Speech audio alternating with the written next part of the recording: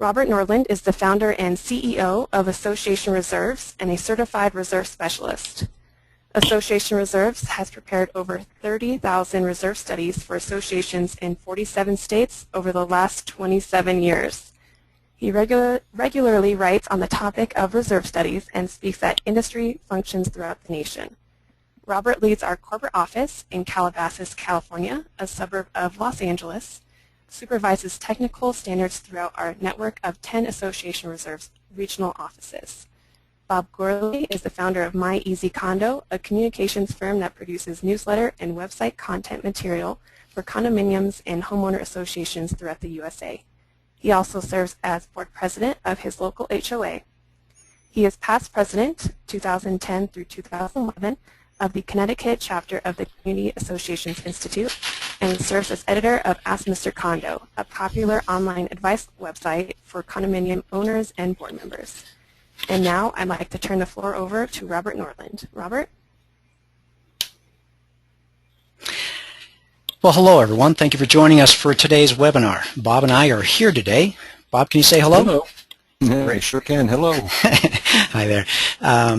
To answer your questions, everyone, Bob and I will start today's program with some answers to frequently asked questions and lay the foundation to some successful financial principles. But Bob and I are here to give you some straightforward answers and tips, actually, that'll help make a difference in the organizational and financial operations of your association.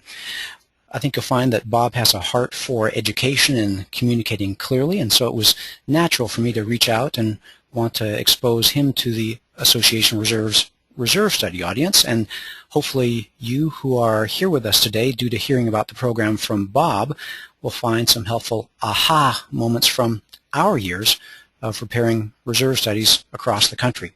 So hopefully it's some good crossover benefit for everyone here with us today. Well, I expect you've all joined us, as Paige said, primarily board members or managers today, because you've heard one thing or another about budgets and reserve studies and you're looking for clarity. So we're here today to answer your questions. Both Bob and I see board members and managers trying to move their association successfully into the future, but fearful they might be doing it wrong or making the wrong decision. We don't want you afraid or making uninformed choices. There's many basic principles about organizational health and finances that we'll be sharing today to help you move forward with confidence. And even though you're not in the room with us, I want to make sure we're making this session interactive and keeping your attention. So in your webinar control panel, which looks like the image in the slide, look for the icon that looks like a hand. Clicking that will electronically raise your hand. Test it, grab your mouse, and click on the hands raised icon to show that you're ready to get going on this presentation. Hands raised, everybody?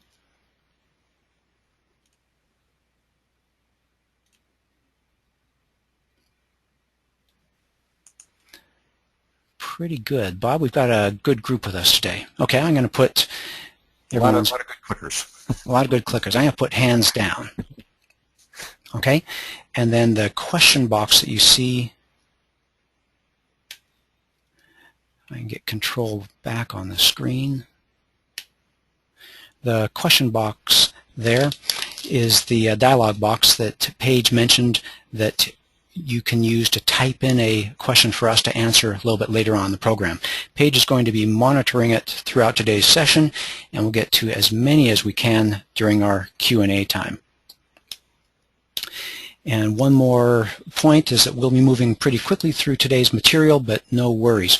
We're recording today's session, so you'll be able to watch it again from YouTube if you so choose, or spread the word and have others watch it. And in addition, we'll email an outline to everyone who fills out our brief survey at the end of today's presentation. We have a number of questions that Bob faces regularly in his role as an advice columnist, so we thought we'd start out today's session by answering some of his frequently asked questions. So, Bob, please set the table for us and let our audience know what's the difference between operating budget and reserve budget. Well, Robert, that's a question I get quite often, and there seems to be some confusion with both homeowners and even the association board people about what that is. The operating budget is for those daily, weekly, and monthly expenses. Reserves are for those annual or less frequent projects. The reserve fund may look big and tempting, but of course we're always reminding folks, don't steal from it just because your operating budget was based on wishful thinking. Those funds are already dedicated towards other projects. You'll just need to replace the money sooner or later, transferring the borrowed funds back or raising your reserve contributions. Robert, in your role as a reserve study preparer, do you have an official guide or list of appropriate reserve projects? Well, at Association Reserves, we don't have a master list, and there is no master list in the industry, but we do have National Reserve Study Standards that guides us, and there's a National Reserve Study Standards 4-part test. Anything passing that 4-part test should be appropriate for reserve funding. Is the component part of a common area maintenance responsibility? Does it have a limited useful life? Does it have a predictable remaining useful life? And is its repair or replacement above a minimum threshold cost? So there are actually National Reserve Study Standards. When did that come about, and where can people see them? Well, it came about, I want to say, way back in 1998, and they can be found under the professional designations area on the CAI national website at www.caionline.org, but I suggest they're easier to find on our website, www.reservestudy.com, in our Learning Center. The point is that National Reserve Study Standards provides standardized terminology, disclosures, and calculations for reserve study providers and everyone who reads a reserve study. And that means the managers, board members, homeowners, and prospective home buyers. Now, I know why we prepare them, but I'd appreciate hearing from your perspective, Bob. Why should an association actually prepare a reserve study and plan ahead? Why not just special assess as necessary? Well, I realize there's more than 4 letters in special assess, but that is a really bad word in our business. We really don't like rolling out the special assessments when we don't need to, and I think it's primarily a question of fairness. Every owner paying their fair share along the way, where nobody is getting penalized with a special assessment and having to pay for a project that's it's really been deteriorating for years, often long before they owned a home within the association. I mean, that is the ultimate in unfairness. So fairness is an excellent reason. And of course, cost is important. Deferred maintenance is very expensive, much more expensive than doing it the right way along the way. The best way to minimize your reserve contributions is to keep your costs down, which means avoiding the deferred maintenance at all costs. So planning ahead actually helps your association save money. Every board is charged with maximizing property values. And certainly you don't want to allow ugly deferred maintenance drag down property values. Nothing worse than that for curb appeal. It's really the most expensive reserve funding mistake that I see associations make. And of course, we constantly talk about the business judgment rule. If you're a board member, you know you need to practice good business judgment. In fact, it could even be questioned in court if push came to shove.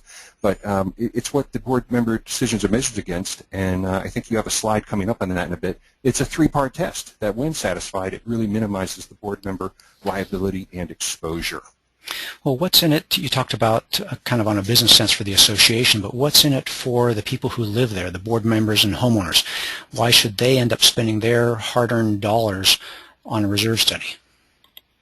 Well, and I'm glad to see we actually have a lot of homeowners with us today. Those are the primary folks who visit my column at Ask Mr. Condo. And fairness, as I mentioned earlier, it's just huge. It's a big issue with everyone. But if everyone's paying their fair share along the way, and they're not being hit with the special assessments or these big budget surprises all of a sudden, it makes for a better community. Avoiding surprises is a big benefit, and it brings peace of mind. And finally, homeowners need to understand that money contributed to reserves is not spent and gone. It turns itself into a new roof, a new entry intercom, a resurfaced pool, paint on the building, everything needed to keep your home looking nice and maximize the property values. As a reserve study provider, Robert, what do you say when people suggest that reserve studies are kind of expensive for the average association?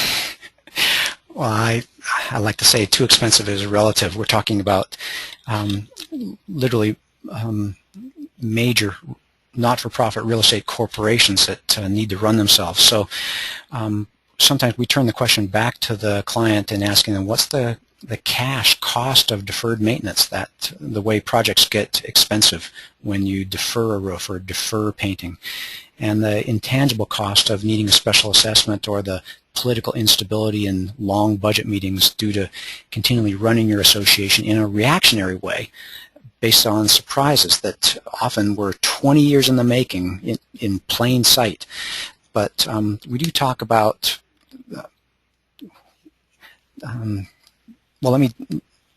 there's three different types of reserve stays, and that goes into the question of expensive. The stereotype of being expensive just doesn't hold true. And let me explain. There's three types of reserve stays. There's the full reserve study that is typically something you do once, the update with a site visit. And let me point out, typically it's a little bit over the 50% of the cost of a full reserve study. And then there's the update no site visit that's typically well under 50% of the cost of a full reserve study. So people tend to think about that first engagement, that full reserve study, and let me show it here, that you only do once, but the update reports that you do year after year far into the future through the years, those are significantly less expensive. So after that first reserve study, your reserve studies are significantly less expensive. But let me, Bob, turn that question back to you. What do you say about the cost of a reserve study when you're looking at it from a board member point of view? Well, as a board member, you find you often have to sell your association members on the idea of spending money. Certainly, the idea of spending the money for a reserve study falls into this category. And it really, honestly, is just part of the cost of running a multi-million-dollar real estate corporation. Many associations hire management companies. They use the services of an insurance agent. They have an attorney, perhaps a collection specialist. The reserve study professional is just another professional the association uses to make sure that the association is running smoothly and pointing in the right direction financially. I think Mr. Rogers might say he's someone in the neighborhood, someone who belongs there. Still on the topic of reserve study value, you make the argument that it's just the cost of doing business and not that large a cost. Even so, as a reserve study provider, why should people prepare a reserve study if they're just going to ignore it because reserve contributions are too big to afford anyway? Well, again, that's something I'd like to address early in our session here. That's basically a big misconception. As a reserve study provider, we see the reserve contribution rates, and we see that appropriate reserve contributions for the typical association literally are in the range of a premium coffee per day per owner. It's not a whole lot, but people do need to get real and not expect a good cup of coffee for 25 cents. So neither the cost of a reserve study nor the size of reserve contributions are a wheelbarrow full of money. Bob, let me get back to something you said a few minutes ago that I want to make sure doesn't pass right by without a little more attention. You talked about the objective of every owner paying their fair share along the way. Most people, I think about reserves being money you set aside for the future. Can you touch on that just a moment? Yeah, sure can, and thanks for asking about that, Robert, because it's a recurring theme in many of the questions I get at Ask Mr. Condo. I think associations really need to understand what is going on with reserves. They offset these regular, ongoing, daily deterioration items. It's not just a pie-in-the-sky future expense that people can easily disregard as not a priority or really someone else's problem. That's another one that I hear quite often, especially in a community full of seniors, where they say, I'm not going to be here tomorrow. That's someone else's problem. But they're the ones consuming the goods today. So reserve deterioration is as real a cost as any other bill that comes due to the association, and it needs to be paid. And there's really only one place that's going to come from. Someone will pay it, and that's going to be the homeowners. So it's only fair that the people owning a home in the association during the months and years that the deterioration is occurring pay for their fair share. And here we are again back at that fair share. Let me follow up on that. It sounds like you might be talking about a key concept, current versus future. Are you perhaps suggesting people being careful about their language, or maybe even a language change when they're discussing reserves? Well, yes. My recommendation is for the boards and managers to focus on the present. Don't get bogged down by the past, and don't fret about the uncertain future, but get the conversation focused on everyone paying their fair share of the ongoing deterioration. Once your association's reserve contributions are in that right ballpark range, your deficit won't be getting any worse, and perhaps you can even make some further adjustments over the next few years to gradually reduce your deficit and strengthen your reserves. Let's not completely leave the subject of things changing and adjusting as things move into the future. I've got a question I'd like to hear you address. What do you say to people who say, can I take my portion of the reserve fund with me when I leave? Yeah, well, I guess that would be nice, like an IRA or something you put in while you were living there, but no. Now, my readers need to understand that reserve deterioration is an ongoing bill that the association needs to pay, just as real as any other bill. Insurance, management, landscaping, the utilities, whatever. If the association doesn't put the money aside at the same rate the components are deteriorating, it's building up a reserve deficit. And when that reserve deficit gets big enough, when faced with a large project that needs to be done, it's special assessment time, and that never goes over very well. Never. Hey, Paige, we've touched on some of the questions that we came prepared to address, but we've got a lot of people in the audience here today. Let's take a quick break from the prepared questions and check with you. Do you have a question from the audience that you'd like us to address at this point in time? Yes, Robert, I do. Chad would like to know, it's not clear to me why we should be fully funded so long as we have a plan that keeps us well ahead of known requirements for decades into the future. Can you explain? Bob, I'll jump on that one. I've got a slide actually just right after this session. You almost sound like a setup. But right after this question, well, let me just go right into the second half here. It literally was the next question. Where we were going to go in this kind of second portion of today's session is a little more numbers. How much is enough? And this chart begins to explain the answer to that question. We see special assessments as predictable, not primarily due to bad luck. Now, let me explain this chart real quickly. This is the special assessment risk is the vertical axis, the height of all the bars, and percent funded is how you measure reserve fund strength, and that's laid out from left to right. So the lower your reserve fund strength, meaning the more you go towards the left, the more risk you have of a special assessment. And you can see that there's a lot of associations in the middle range, maybe 50, 60, 70%, that have a real low risk of special assessment. And so it's true that if you're diligent and if you're not hit with bad luck, you can successfully get through life at the association without being 100% funded. We like to talk to our clients about the 100% funded point being the bullseye. We want them to aim there. We don't want them to aim at the edge of the target, because if you slightly miss the edge of the target, you fall off and you hit special assessment land. So the bullseye, the middle of the target, is the 100% point, and you can do okay if you're not missing that 100% point by too much. Interesting.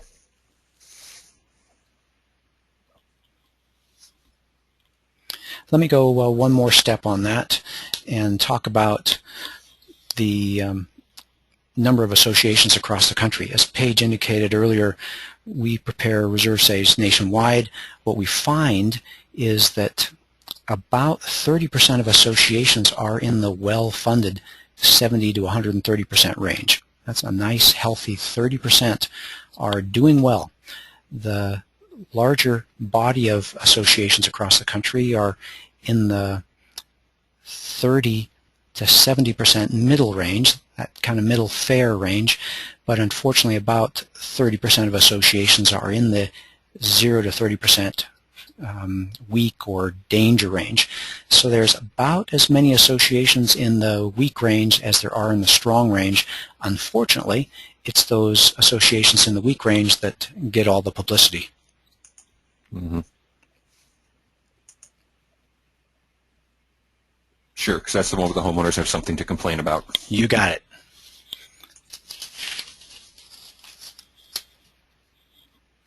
Well, let me go another step on how an association measures their percent funded.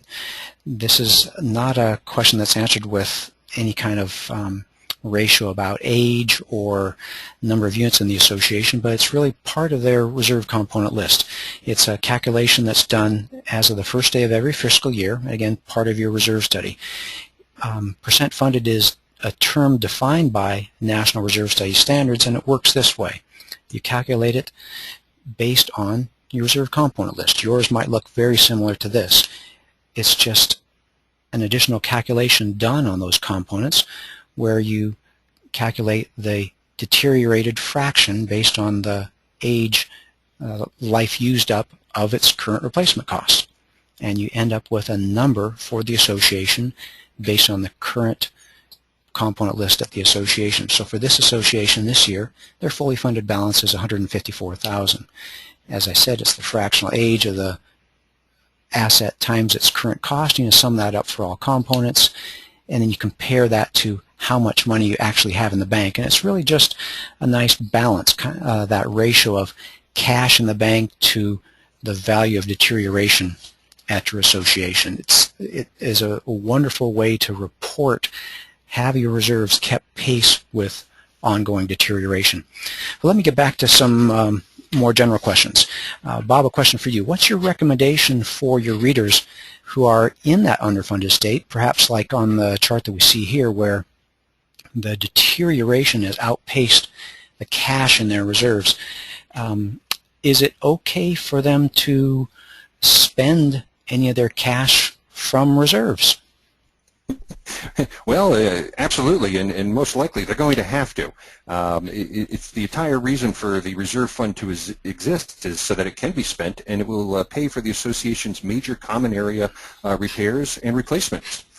Just realize overspending is going to deplete your reserve fund. Another one of those four-letter words that has a few more letters in it, but reserve fund depletion, you will need to make sure you're building it back up with higher reserve contributions.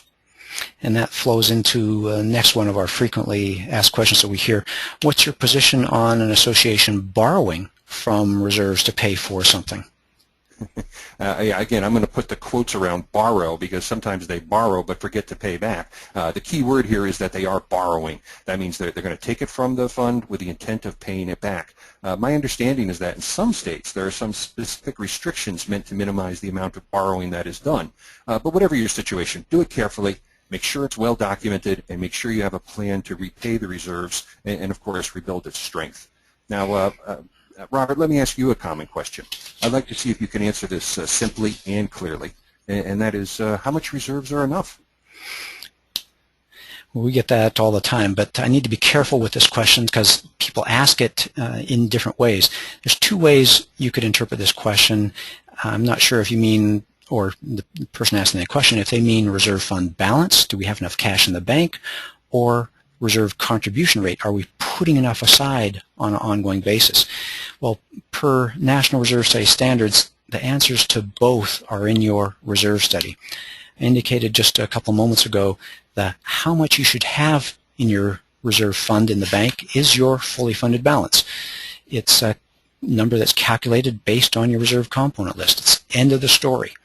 Since your fully funded balance changes each year and your reserve fund balance changes each year, that important comparison, or the balance, is what's called percent funded, and that's how an association knows how good they should feel about the cash that they actually have. I showed that slide a moment ago. It said $154,000, I think, was their fully funded balance. If the association has $50,000 in the bank, now they know that they don't have enough. If the association has $200,000, they know that they have more than they actually need. So it's a relative scale, and that allows you to know how you should feel about the actual cash that you have. The nice, easy target is to say fully funded balance. That's the amount. That's when the amount of cash you have in reserves matches your deterioration. That's a good place to be. So that's the simple answer there, is that it's your fully funded balance. Compare it to your cash in the bank, and you're able to report your reserve fund strength. Now, the other question about do we have enough by way of reserve contributions? Are we contributing enough? That's also found, that's a number found in your reserve study. It's the recommended reserve contributions. It's not a fraction of total budget or any other fraction or comparison. It's simply the amount that you need to keep up with ongoing deterioration. Deterioration moves forward. and you need to keep up with that at your association. It's of course adjusted for factors like interest and inflation and the timing of upcoming projects. The bottom line is that you can't answer these questions without a reserve study. Your reserve study is your roadmap and your answer book. So is there a clear answer to how much is enough of a reserve balance for the average association? Well, again, the average association is average. Every association is unique and specific and has different, unique, specific needs. So when you talk about cash, the cash needs of each association are going to be different due to its age, size, and construction. So every association should look into their reserve study for the fully funded balance that's calculated and the resulting percent funded. That's how they can make an informed decision and know, do they feel good about the size of their reserve fund. Your percent funded reports the size and strength of your reserve fund, your risk of exposure to a special assessment. As I showed in that prior chart, special assessments are rare. The risk level of a special assessment is low among the 30% of associations across the country that are in that range. And unfortunately, special assessments are, there's a high risk of special assessments in the associations that have a weak reserve fund, that are 0 to 30% funded. So they should be aiming at the 100% target. That's where associations should be going. Fair enough. So when FHA comes forward with a number like 10% of the total budget, is that actually adequate? Not usually. The 10% of total budget is just a wonderfully easy number for the government to check. Reserve contributions large enough to offset ongoing deterioration, we find, are typically in the range of 15 to 40% of an association's total budget. And let me just do a quick example. Let's say the monthly dues at your association are $400. Let's say your common area assets are deteriorating at the rate of $100 a month, which is about 25%. It's in the middle of that 10 to or 15 to 40% range. And if it's $100 each month for 30 days in that month, that means you're contributing about a little over $3 a day, or again about the cost of a premium coffee.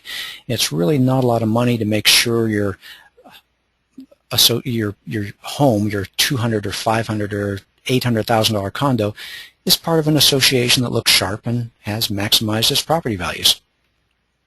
Well, the Starbucks people might disagree with you, but yes, well, you can still get your Starbucks too.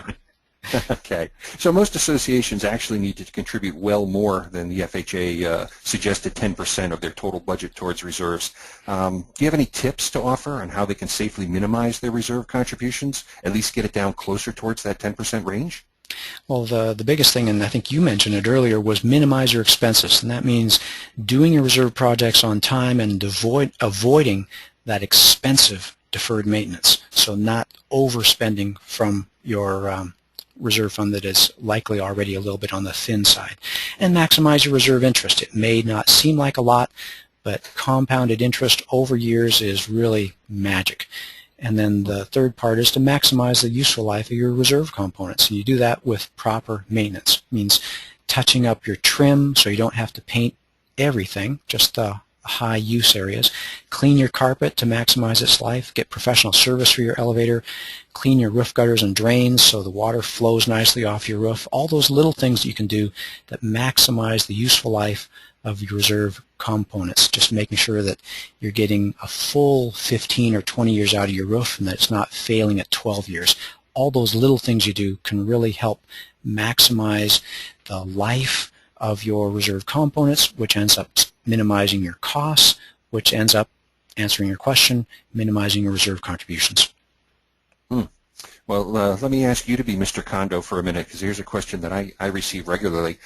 When we have associations that fall into that 30% very weak reserve fund, they come from a position of fear instead of a position of knowledge, and they're concerned that the reserve contributions necessary to build the reserves to the proper level are going to be way too high, maybe even crippling high. What would you say to them? Well, my advice and my advice to all my staff is to not try to solve the association's entire multi-year reserve problem with one fell swoop. It typically took years of underfunding to create the problem, and it most likely will take years to get out of it. So our encouragement is to start, the journey of 1,000 miles begins with the first step. So start making reasonably sized contributions, large enough to be a reasonable step forward of improvement. And it may take a few years to build your reserve contribution size to the point where you're offsetting ongoing deterioration. And during that time, of course, you may have a lingering special assessment due to the problems that you've accumulated in the past, but at least you're not making your problem any worse. You can change the course of your association. Remember, 30% of all associations have a strong reserve fund. Go join them. Absolutely. What would you recommend your clients look for in a reserve study once they've decided to get one? Well, there's 3 basic results that you get in a reserve study. They're defined in National Reserve Study standards. The component list is what we call the foundation. It defines the scope and schedule of all your reserve projects. That's defined by the 4-part test that we indicated earlier. An evaluation of your reserve fund strength.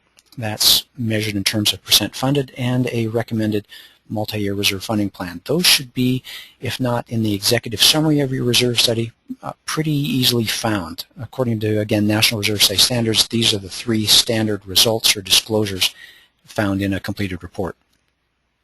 Fair enough. Robert, I'd like to see if you and me are on the same page with respect to reserve contributions. Suppose that a board faces the facts and now they realize they absolutely need to increase reserve contributions. Do they do it gradually? Do they take a step of faith and make a big change? Do they risk higher delinquencies if they do it? What advice would you give them? Well, theoretically, if you take too big a step, you can risk pushing your delinquencies a little bit higher. But remember that typical reserve contributions are in the range of just a few dollars a day, like we continually reinforce a premium coffee. I believe there's a lot more fear than truth in that question. If an association hasn't been making any reserve contributions, perhaps it's not wise to jump in one big step all the way to adequacy, and perhaps it takes a little bit of time to gradually get to the point where they're keeping pace with ongoing deterioration. Take a step in the right direction. Don't just throw your hands up in the air and say we can't do it, but if you go in measured steps carefully towards the future, I think you keep your risk level pretty darn low. Yeah. Well, Bob, from your point of view, let's go with that risk and the size of reserve contributions question. From your point of view, what do you think is more attractive to buyers? Lower fees or a strong reserve fund that comes from obviously higher reserve contributions? Isn't there perhaps a real estate sales motive sometimes that board members talk about to keep the homeowner assessments low? Oh, absolutely, and I guess you'd say if there's a place we lock horns with realtors, it's going to be, your common fees are too high. No one's going to buy here, and that's because your reserve fund contributions are too high. Well, different buyers are looking for different things. Obviously, your short-term new buyers are looking for lowest monthly costs, and certainly if they're first-time home buyers, they may have limited budget. But it's really just a mirage. I mean, low monthly assessments often have nothing to do with actual costs and what's really going on at the association. Those costs will get paid by the owner eventually as special assessments. And if you're a new buyer, the last thing you want to do is scrape up your last few pennies, buy your first home, and then get hit with a special assessment. That can be devastating to a new home buyer. Of course, savvy buyers, they'll come in and one of the first things they'll ask about is, well, how strong is the reserve fund? And they are looking for that over 70% funded. I don't know if that's because your company's done such a good job getting the word out there, that's the magic number, but maybe they've been in the situation in the past where they faced a special assessment. But they know that special assessment exposure is very low with a well-funded reserve, and that the budget has been set realistically where everyone, including the prior owner, has paid their fair share. So, Robert, back to a technical reserve issue I hope that you can answer for me. Can an association spend reserve money on a project that's not listed in the reserve study? Well, good question, and hopefully you've noticed that projecting the future is difficult, and you've probably also noticed that humans are fallible.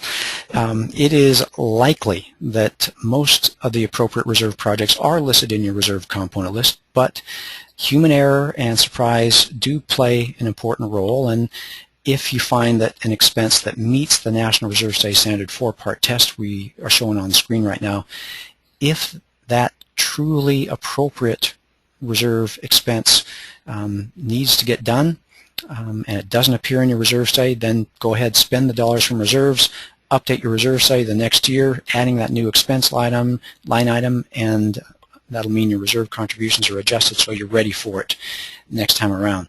Well, I'm looking at the clock here, and I think it's time that we need to jump ahead to the end of our session, so let me get to a close.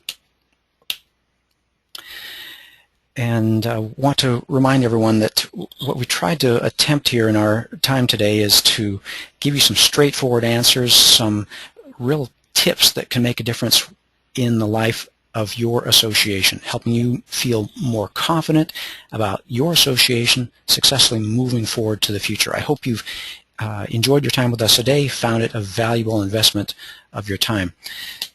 As you think about these issues, if you have additional questions about reserve studies, we encourage you to go to the Association Reserves website at www.reservestudy.com. Look for the links to our Learning Center, and if you want to know your reserve study numbers, your first step is to get a proposal, and you do that by clicking the Request a Proposal link.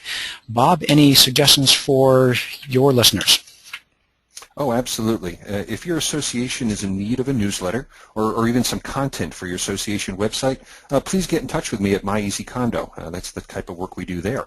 If you or any of your association members have questions that are right for Ask Mr. Condo, please visit the AskMrCondo.com website. That's what we do there. Fantastic. Paige, so at this time, I want to be able to turn the audience over to you. Everyone, I want to thank you for joining us today. And with the time remaining, Paige is going to coordinate, I guess we have about 5 minutes for Q&A, the questions that you've been typing in while Bob and I have been speaking. Paige, I turn the floor over to you. Thank you, Robert and Bob.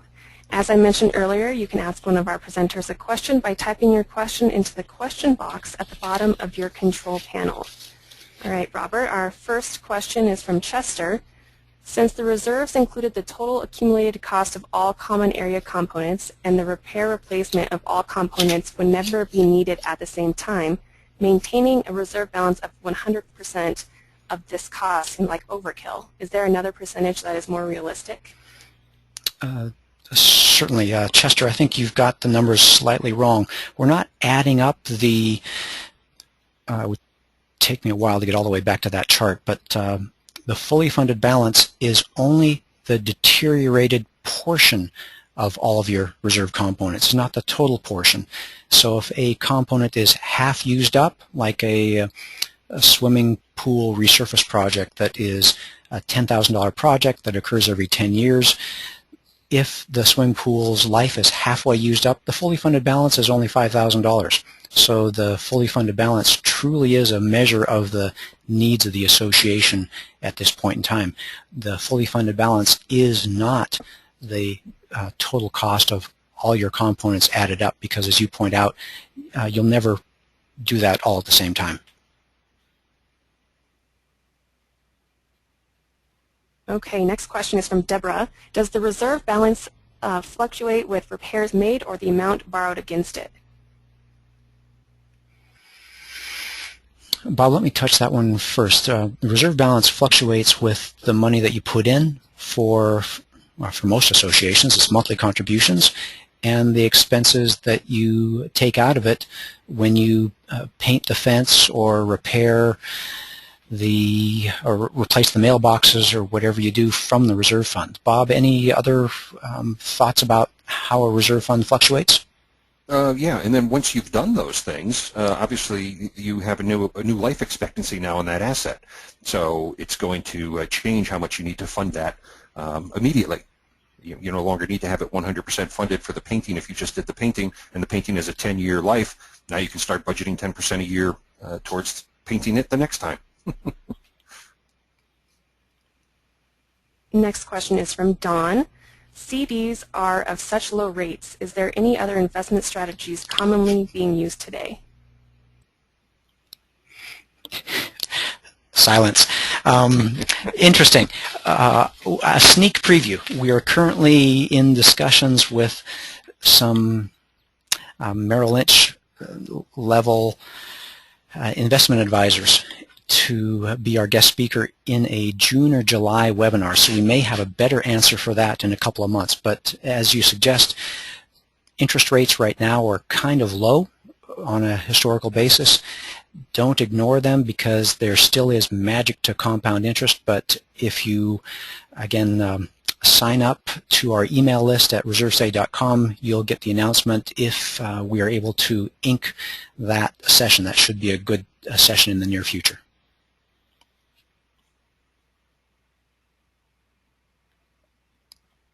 Next question is from Angela. Can homeowner dues decrease as the reserve gets stronger?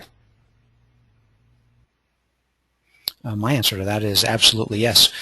If your reserve contributions are on an association level $5,000 a month because you're catching up and strengthening your reserve fund, when you finally get to a strong point, you're no longer doing any catch-up portion of your reserves. Your reserves are strong. We see it tend to, at that point in time, drop. Actually, the lowest reserve contributions are among the associations that are well-funded for exactly that reason, because they're not doing any deficit reduction. They're not doing any catch-up. They just get to ride along, and all they're paying for is the ongoing cost of deterioration. It's a pretty nice, smooth ride when you're there. Yeah, I would certainly advise you to make that your goal. That's wonderful. All right, Bob, this is the last question. It's for you. It's from Rosanna. We just took on management of an HOA that has been self-managed for over 60 years. There's a lot of deferred maintenance, and the seniors that live there are in a panic about the potential increases to dues. How to break the news? Carefully and slowly. Hey, Rosanna, you know, that's an interesting question. You know, 60 years, God bless them. That's a long time to be self-managed, and now you've inherited the management of the situation. And I imagine they're turning to you and saying, well, what have we been doing right and what have we been doing wrong? Well, if what they've been doing wrong is setting aside money for the reserves, it really is no different than any other community that needs to set aside money for the reserves. And the strategy might be very much what we talk about with that reducing to the ridiculous, where maybe it is the cost of a premium coffee a day. But you're going to have a group that's resistant because they're going to be on fixed incomes. So you're probably going to have to spoon feed this to them. That would be my advice. You need to move the ship in the right direction, but you don't need to go full course all at once. You need to start getting in order. You might also want to talk about an association loan, even though that can carry an interest rate with it. If they're in such dire distress, the buildings and the common areas and the things that need to be fixed, that they're actually causing a potential liability for the association, you may have no option but to take them down that path. Whatever you do, you're going to end up increasing the common fees or making the recommendation to their board that they increase the common fees. There is no other place for that money to come from. Hope that helps. I certainly don't envy you that job, Rosanna. All right. Thank you, Robert and Bob. That concludes our webinar.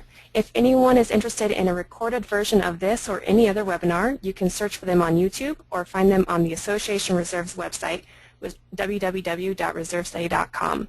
If you would like to receive our monthly newsletters or receive announcements of future webinars, please visit our website and select the Join Our Mailing List icon.